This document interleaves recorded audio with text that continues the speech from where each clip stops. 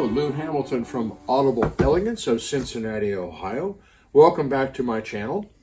And today I thought about doing a video on phono cartridges for turntables. And getting not necessarily into the values, I have a previous video where I question people spending a lot of money on phono cartridges when they have a table that, frankly, will not allow that cartridge to perform at its best. And that's the value question that I always look at. If you can get 95 of the same performance out of a cartridge at half the price, then do it. There are some cartridges I had recently where somebody wanted to put a moving coil cartridge on a turntable that really didn't merit it.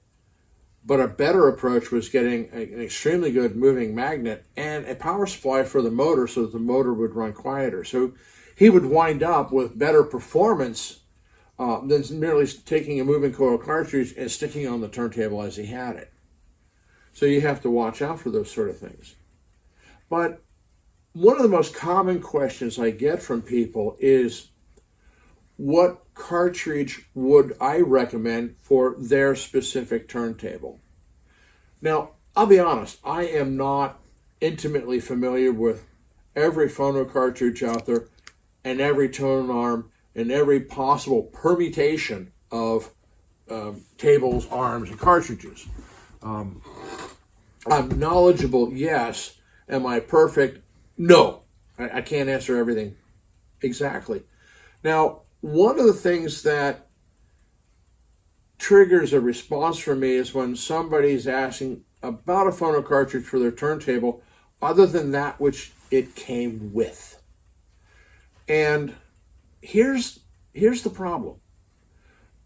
When you're setting up a turntable, the ideal thing to have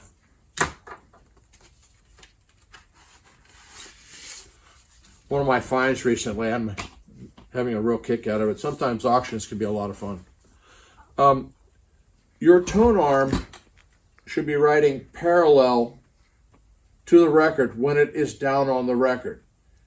If it's this or if it's this, back here is known as a VTA adjustment. A lot of tables do not have the ability to allow you to change the arm height.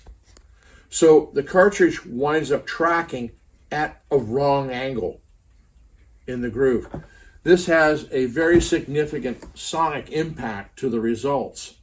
So if you have a turntable that has a very fixed height, then you're limited to what cartridges you can put on it by the height of the physical height of the cartridge itself, if you're trying to achieve proper tracking angle. And that is, in fact, an industry standard.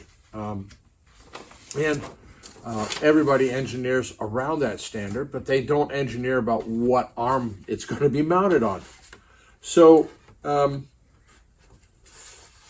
oftentimes, particularly the Japanese tables, would be mounted with some version of an Audio-Technica cartridge. And if you look at other cartridges like the Ortofons, they're actually taller. Now, we sell the Ortofon cartridges. They're a nice product line, as are the Audio-Technicas. We sell Grados as well. But if we cannot achieve the proper tracking angle, it's not a cartridge that I would either recommend or do we recommend in the store. It's just not allowing you to get the full benefit of the purchase that's being made for it. It's like selling somebody, to me, selling somebody a set of tires when they know quite well that the front end is severely out of alignment. They may be great tires, but it's not going to perform well. And that's just the way it is.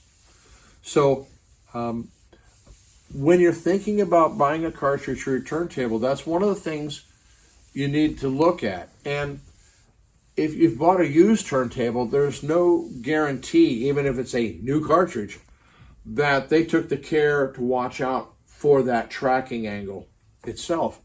So you can't necessarily say, well, this is the cartridge that was on the table, so I'm going to get the exact same thing. You may want to take the time to look at how that tone arm is sitting in relation to the record. Is it parallel, or is it sloping down, or is it riding up? You want it parallel, and that's it.